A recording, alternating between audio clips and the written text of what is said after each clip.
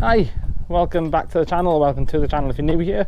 I do a lot of wild camping, gear reviews, hiking, wandering around, just general rambling on this one. So if you are new, then please hit that subscribe button. It does mean a lot. If you're coming back, then welcome back. Thank you for supporting the channel. Today I thought I'd take a look at the Naturehike Cloud Peak 2. It's a tent which, if you've seen a few of my videos before, you would have seen it. I've used quite a number of times on wild camping. I've had it for just over a year. I think I bought it in January last year. Used it in quite a number of different conditions, handful of times, and I just thought it would be a really good opportunity to have a chat about it. So yeah, the Naturehike Cloud Peak 2. It's billed as a budget 4-season tent. I don't know if it's billed as a budget tent, but it's definitely a good option for a budget tent, because I think I paid £180 for it January last year. It's a 2-person tent. It's got a decent amount of room inside. I'll pop all the stats and everything up on screen as I'm talking about it, but it's around the 2.5 kilo mark pack weight. That's including obviously the outer, the inner, the ground sheet it comes with, the poles and the pegs. So it's not the lightest option, but it's certainly not too heavy, especially if you're doing that two-person hike or 2-person camp. Then it's a really good option for that.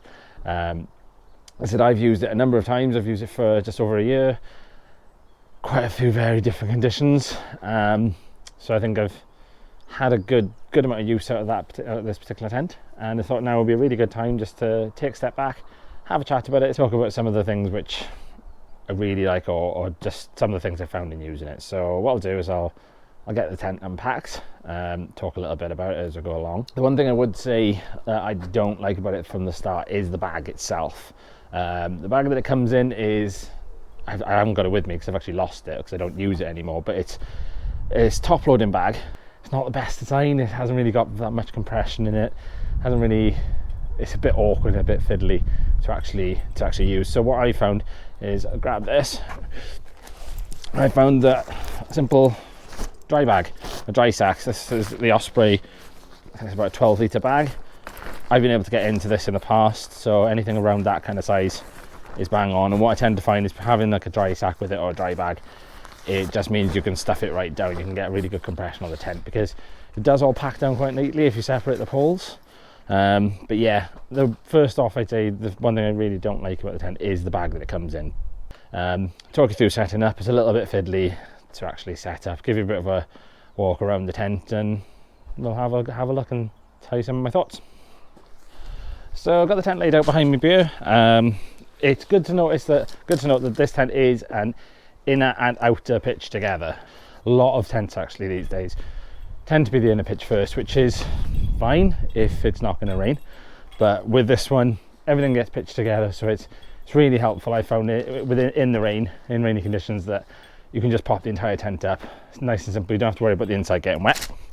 So it comes with your Naturehike Cloud Peak 2 poles. There are 3 poles in total for this one. The pegs down there, but the poles are quite solid actually. I'll stick some information up about them just in the description here. But you've got 3 poles, all pre-bent and all that kind of jazz, so they're all pretty straightforward. There's no specific directions or anything for this particular these poles, so you don't have to have, say, one in a certain area, one in another area and whatnot. So I say 3-pole construction. It's that hexagon shape, so it's really strong, really sturdy, I tend to find. And then it comes with your pegs. The pegs are Naturehike branded pegs. You can see them there. They're that similar like triangle design. They're quite solid. The one downside, as with most tents, is that it doesn't come with enough pegs for the entire tent to go up. And if you're using the ground sheet, if you're not using the ground sheet, I think there are enough pegs. Just be warned, if you are actually using the ground sheet, you won't have enough pegs for all the guy lines, all the tent, and for the ground sheet. So it's just something to bear in mind. But what we'll do is we'll get the tent pitched up and show you exactly what it's like. It's a little bit of a fiddle. What I tend to do is get all the poles all set up, lay them across the tent. Kind of adds a little bit of weight if it's windy or anything as well, which is nice. And then yeah, we just lay them across the tent, just so you know roughly where you're going to. So that's basically out of the tent, and what I'll do, I'll show you some bits of where the poles and everything go in, but we'll get the tent set up and give it a look around, see what you think. Fine. So yeah, so basically you just take all the poles, connect them all up, lie them flat there. Do that for each one. So as I say, we've got the 3 poles on here. What I tend to do is try and do corner to corner, just makes life a little bit easier. But it is worth noting at this point, a couple of times I've actually pulled this over the pole there, so just make sure that you go underneath the pole when you're clipping this in, because believe it or not, it sounds like an obvious thing, it's something I've done out and about.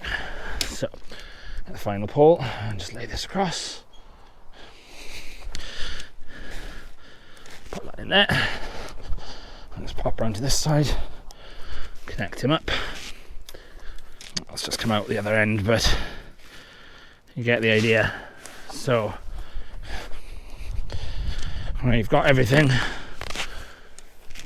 all connected. So we've got the poles in each corner, and what you kind of need to do is kind of just create that hexagon shape while you start connecting them up. So this is where it does get a little bit fiddly, as you see a pole fall onto my head, but once you've got that, you can basically just start connecting the outer fly sheet up onto the poles, and it kind of gets that structure and holds that structure quite quickly actually, so it's quite good in that respect.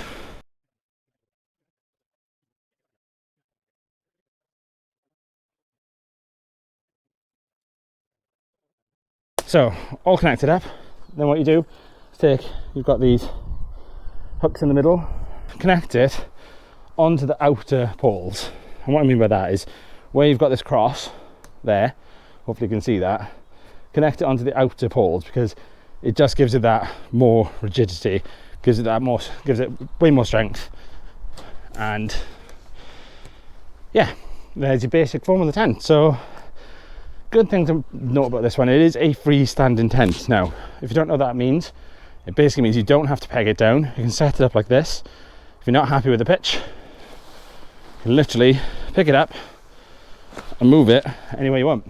So as I mentioned, there's a hood, comes with the tent, just clips on nice and easy, because obviously you see we've got some vents, camera up, so we've got some vents across the top of the tent here, which see straight in, you've got one there and one on that side.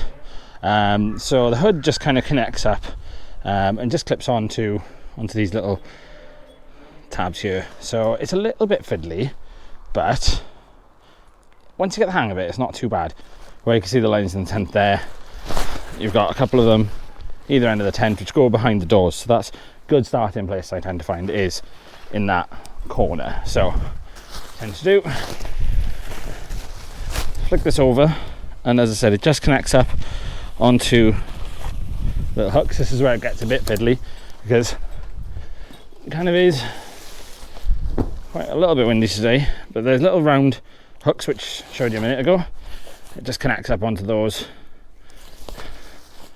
and hopefully it's not too much of a job. So I tend to find is that if you do it wrong, it's nice and simple to get just to redo. But one little tip that I definitely recommend, and move the camera down a little bit, is where these actually come down. So you can see it comes down, you've got a little ring there. I just tend to wrap that a couple of times around the tent pole, then connect it up. Now what that does, just makes it a little bit tighter, because this just being quite loose on the top does flap a little bit, and I found it when it gets a little bit windy, it gets a little bit flappy inside the tent. So if you just tighten that up a little bit, makes it a little bit more taut, gives you that little bit more support on there, and it basically just means that you've got less flapping basically inside the tent. And there she is. So as I said, it is that hexagon shape. It's very familiar of things like the Hilleberg. It's pretty rock solid, this tent. It doesn't really move a lot.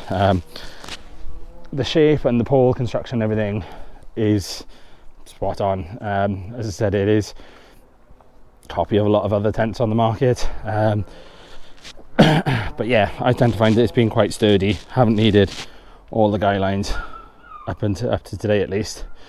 There's a few bits that I would suggest probably it could do better, and for instance where we've got the hooks, this is the hook that connects the outer fly, it is just sewn in a little bit there, so it would be nicer if that had a bit more support. But at the end of the day, you're paying 160, 180 pound for the tent. It's it's not exactly your top of the range tent, so expect some compromises. But it is a sturdy tent, and as I say, with it being freestanding, it's nice and easy to move if you do need to change it up. So door open, nice and simple, just roll them up. You've got a little loop in there, little toggle on the outside. It's not elasticated, which is a bit of a pain, so it is a bit tight, but on the other hand, it's almost a benefit because it does hold the door quite firm, so I can tuck that away. And yeah, the doors are really big on this tent. So you've got a zip across the bottom, zip across the top as well, and then again you can just roll this one up. You've got a little tie there, little loop inside, so you can open up that door quite nicely. And work this tie. So yeah, so it does create quite a lot of space. Now I've used this in quite a lot of conditions, mainly cold, wet conditions, but I think in the summer this is going to be such a lovely tent. It's probably the only conditions I haven't used it in yet is that warm, hot conditions, because I just haven't really got out, and I live in Wales, so it's not the easiest.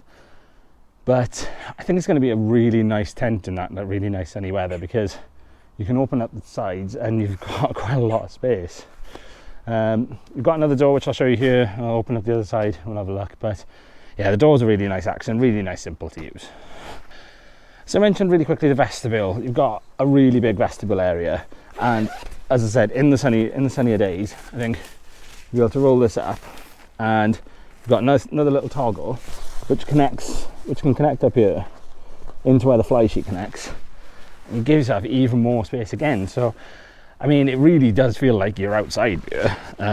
You don't feel like you're trapped in the tent or anything. I mean, longer nights in the winter and things when it is dark, obviously you can't open this up as much, but I think in the summer it's going to be a really nice tent to use. I think definitely going to be more of a spring, summer, autumn tent than perhaps more aimed at the winter tents.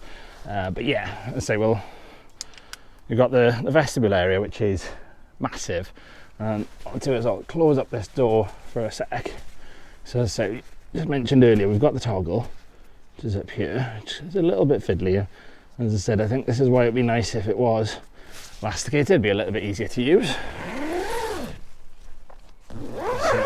zip that down, put that back up, and that's the size of your vestibule area. So I mean, it's plenty big enough to do all your cooking, store all your gear and everything in there.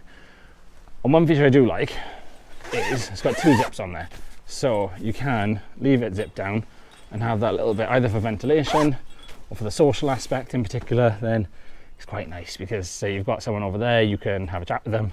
But yeah, you've got an awful lot of space in the vestibule of this particular tent. And as I said, because you've got a door either side, you've got one of these vestibules either side as well. So I'm going to open that side up, show you the other side as well. But yeah, we've got the same size door. I won't bother tying that up for now. I'll just stuff that down there. I actually have to tie that up, but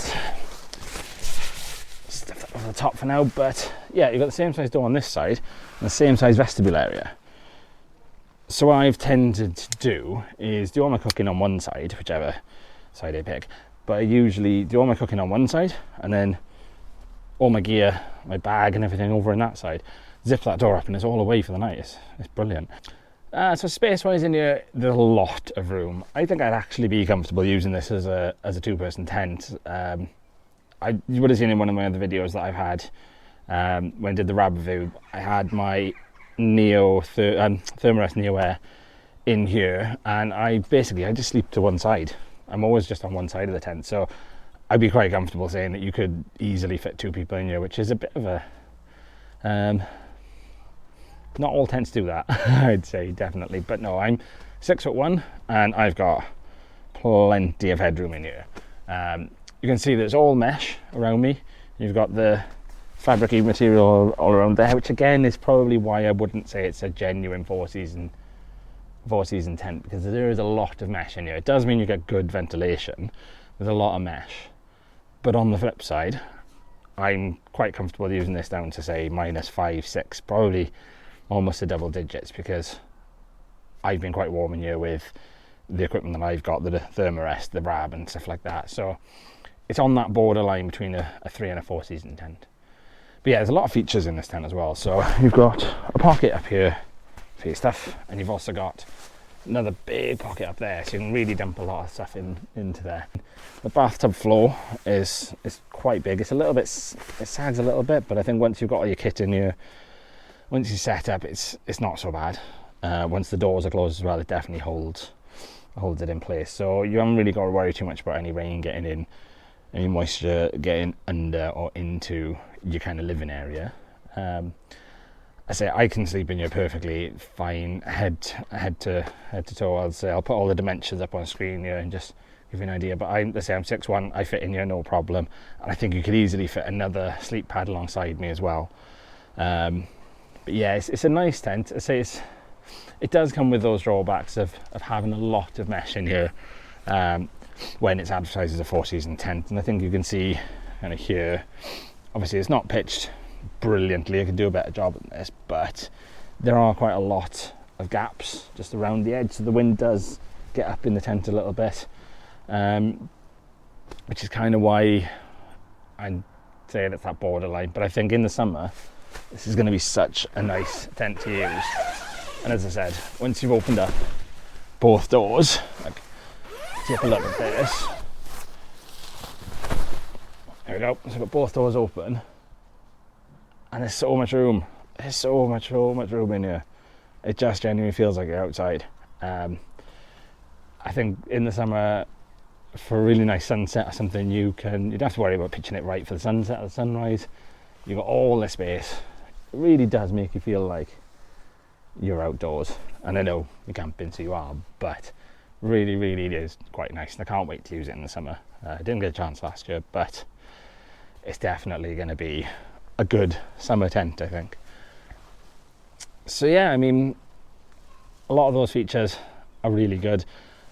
I'd have no problem recommending this to someone as a good starter tent, and moving up from that budget tent that we talked about before, like the Vango, the real entry level tents. This is something that's going to give you a bit more stability. It's really solid in the wind. So I've used it up to 20-30 mile an hour winds in the past, and it's been quite chilly. It doesn't really move, and as I say, I haven't got all the guy lines actually attached to this tent, so I just haven't found I've needed them yet. But yeah, I definitely say inside I spent quite a lot of time in here because I've used it mainly in winter, so I've spent a long nights in these tents.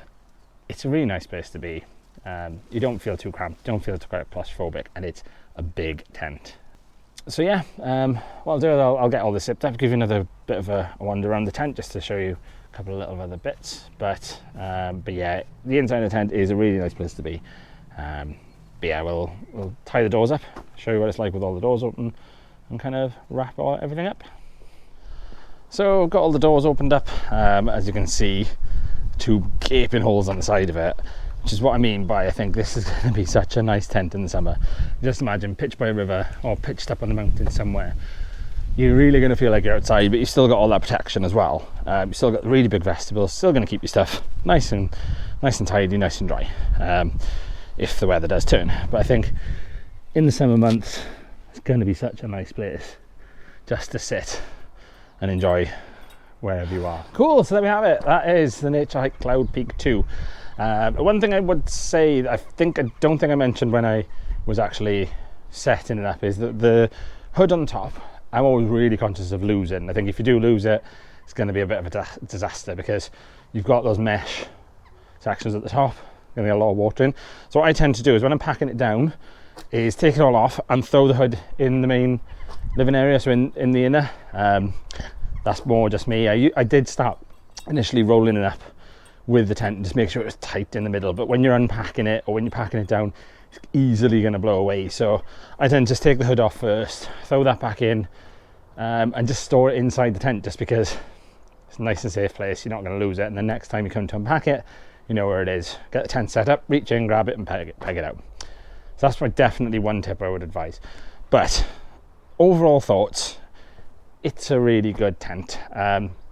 As I said, I've used it mainly in cold conditions, in windy rain, because let's face it, I live in Wales. But yeah, I mean, I'd call it a good everyday 4-person tent. I wouldn't call it that extreme expedition 4-season tent, because of the bits that I mentioned. It does come up quite high. There's a lot of mesh inside, but as I said, on the flip side of that, I've used it in minus conditions down to -5-6 degrees, and it was absolutely fine. It was nice and warm in there. I think regardless of what 4-season tent you have, make sure you've got the right gear. So you've got the right sleep mat, you've got the right sleeping bag. You're not going to go too wrong. But I think definitely is going to be I can recommend it is a good winter tent for the average kind of person. Perhaps not if you're going up to, say, the Highlands and things, but in Wales, in Brecon, things like Llyn Van Fawr, it's been brilliant on all those. So yeah, I would recommend it. I'd say it's a really solid option if you're looking at a tent. I'd say you can get some really good deals on this. It's not the most expensive tent in the world. It's certainly not the cheapest tent either. But yeah, I'd say you can't go wrong. It does come in a olive green colour as well, I think, or a dark green, but I quite like the blue, so it's personal preference. But yeah, Naturehike Cloud Peak 2, I'd go for it. So thanks everyone. If you made it this far, hopefully you found this review helpful. I'm going to keep making content because I enjoy it, but also I've had a few comments saying that people are really finding it helpful and finding it useful. So if you do like this one, please hit the like button, please hit subscribe, because I do think a lot. I'm nowhere near making any kind of gains on this. I'm just over 100 people, but if I can help one person, that's exactly what I'm intended to do. So yeah, thanks for watching. Keep an eye out as the nights are getting a bit lighter, the weather's starting to turn into spring. Hopefully going to get out a lot more. I'm going to take you around some of the places that we're going in Wales. Nia's going to come along on a few as well, which will be cool. But yeah, thanks for watching all. See you on the next one, and happy camping.